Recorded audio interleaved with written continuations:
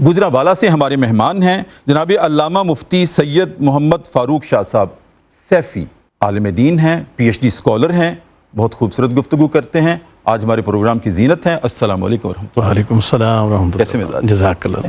جناب فاروق شاہ صاحب، میں سمجھتا ہوں زکوٰۃ کا تو بنیادی طور پر اول و آخر مقصد ہی یہ ہے کہ طبقات کو ختم کرنا، امیر غریب نہ رہے، غربت پہ دین اسلام کا کمپرومائز نہیں ہے، بنیادی حقوق ہر انسان کو ملنے چاہیے۔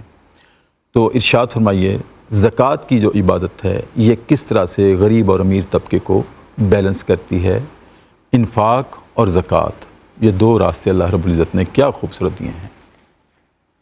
ڈاکٹر صاحب، اس طرح ہے کہ اس وقت جو انحطاط ہے، جی، کمزوریاں ہیں اور امت بٹ گئی ہے، ہمدردی ختم ہو گئی ہے، انسانیت برائے نام باقی ہے یا نہ ہونے کے برابر۔ جی، اس کی اصل ایک وجہ لا علمی بھی ہے، جہالت بھی ہے۔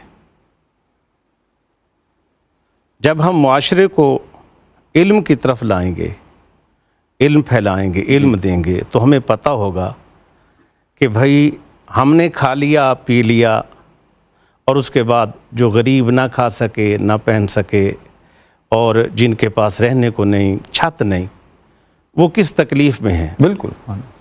اب وہ اگر ان کے پاس وہ سرکار کا مبارک اسوہ نہیں ہے، لَقَدْ كَانَ لَكُمْ فِي رُسُولِ اللَّهِ أُسْوَةٌ حَسَنَةٌ، تو سرکار کا جب اسوہ ان کے پاس نہیں ہے تو اس لیے وہ زکوٰۃ کو اپنے اوپر بوجھ سمجھتے، حساب نہیں لگاتے، غریبوں کا حق دیتے نہیں ہیں۔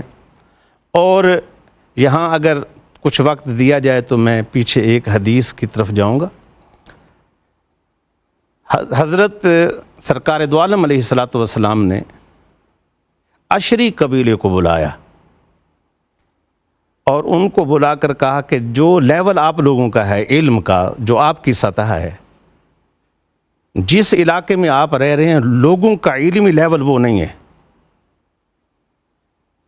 اب جب علمی لیول وہ نہیں ہے تو حدیث کے لفظ ہیں لا یفقہون جرانہم ولا یعلمونہم، آپ نے ان کو نہ پڑھایا نہ ان کو اپنے لیول پر لے کر آیا، اپنے ہمسائیگی میں، ہمسائے میں جتنے آپ کے ساتھی رہتے ہیں ان کو۔ تو اس وجہ سے میں آپ کو سزا دوں گا بالعقوبتی فی داری دنیا، دنیا میں ابھی سزا دوں گا۔ اللہ اکبر۔ کہ آپ نے خود پڑھے ہیں، خود زکوٰۃ دیتے ہیں، خود عمل والے ہیں، خود چلتے ہیں، ان میں جہالت ہے اور وہ لوگ اس طرف آ نہیں رہے، تو اس پر سزا بنتی، آپ لوگوں کا، آپ اہل علم میں آپ پر سزا بنتی۔ تو انہوں نے حضور سے مہلت مانگی، ہمیں 1 سال مہلت دے دیں، اللہ اکبر۔ 1 سال کے بعد یہ جو فرق ہے نا ہم ختم کر دیں گے۔ جب اگلا سال آیا، اس سال انہوں نے اپنے علم کے ذریعے سے جو لوگ عمل میں سستی دکھا رہے تھے، جو لوگ زکوٰۃ کو اپنے اوپر بوجھ سمجھ رہے تھے، جو اعمال صالحہ کو اپنے اوپر اس طرح یعنی کمزور تھے، وہاں پورے کا پورا معاشرہ ایک جیسا، پورا قبیلہ ایک جیسا ہو گیا۔ وہ تو تھے ہی تھے، انہوں نے جو کمزور تھے ان کو بھی اپنے ساتھ ایک جیسا کر لیا تھا۔ تو یہاں سے ایک سبق ملتا ہے کہ اگر علم ہمارے پاس موجود ہو اور پھر اس کے بعد سرکار کا اسوہ موجود ہو، تو پھر یہ جتنی بھی کمیاں ہیں درمیان میں امت ٹوٹ پھوٹ کا شکار ہے۔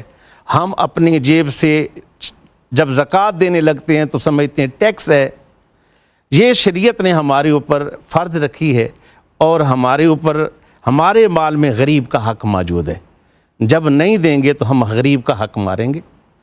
اب ہمیں چاہیے کہ ہم اپنے اس مال سے جب غریب پر خرچ کریں تاکہ غریب کھائے پیے رہے۔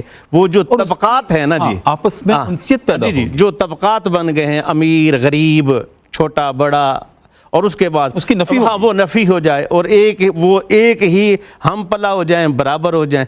پھر ایک اور مسئلہ ہوتا ہے کہ جس وقت کوئی بندہ محروم رہتا ہے نا، وہاں چوری آتی ہے۔ جی جی، محروم رہتے ہیں تو وہ لوگ جو ہے نا جو ہے ظلم کی طرف جاتے ہیں۔ ہاں، وہ معاشرہ جو ہے نا پھر بے اعتدالی کا مودت شکار کا ہوتا ہے۔ معاشرہ نہیں رہتا، جی محبت معتدل اور محبت اور انسیت باقی نہیں رہتی، تو زکوٰۃ حقدار تک نہ پہنچنے کی وجہ سے یہ جو ہے نا رستے بھی کھلتے ہیں۔ بالکل ٹھیک۔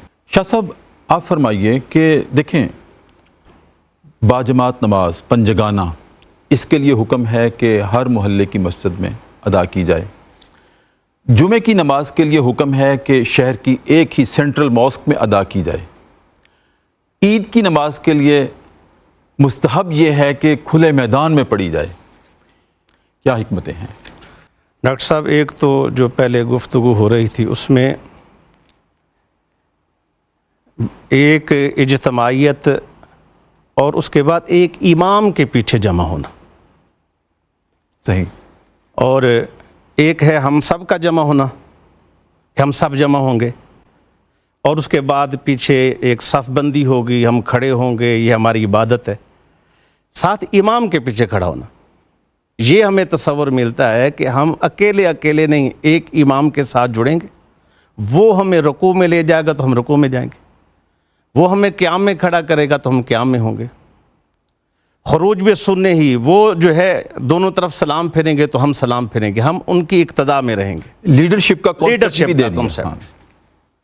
یہ جو ہے نا لیڈر کے یہ دو، ایک تو ایک یہاں سے یہ سبق ہوا، دوسرا یہ ہے کہ جو گلی گلی میں مسجد بن گئی اور ہر بندے نے مسجد بنا کے وہاں اذان شروع ہوئی، حی علی الصلاۃ حی علی الفلاح، آئیں اور نماز کی طرف آئیں، تو ہر قدم جو مسجد کی طرف اٹھتا ہے لکل خطوۃ درجہ، ہر اٹھنے والا قدم جو مسجد کی طرف ہے وہ بندے کے درجے بلند کر رہا ہے، گناہ معاف کر رہا ہے، رب کا قرب دے رہا ہے۔ بہت فکر انگیز آپ کا یہ پہلو ہے گفتگو کا، انشاءاللہ مزید اس پہ بات کرتے ہیں۔